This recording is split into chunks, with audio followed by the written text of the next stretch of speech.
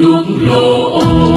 cùng lên ánh lửa sóng bom ho rộn rã chảy qua bồng tam gia bồng đê đồng đưa ra nào ban lên vì ngày bánh làm mùa cánh vàng cân đào nhiều khi đánh mỹ sóng bom ho rằng có cái chảy ngay người bom ho rằng có đôi bàn tay với tình yêu nước và thu sắc ngày ngày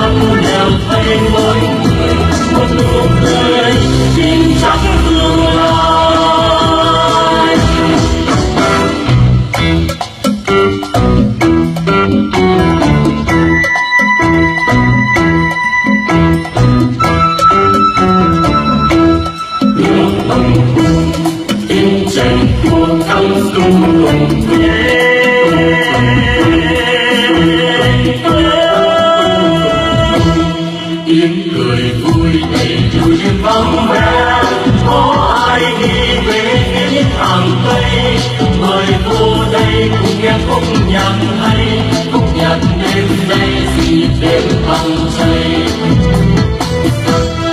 lúc gần tan nhưng ta trên dáng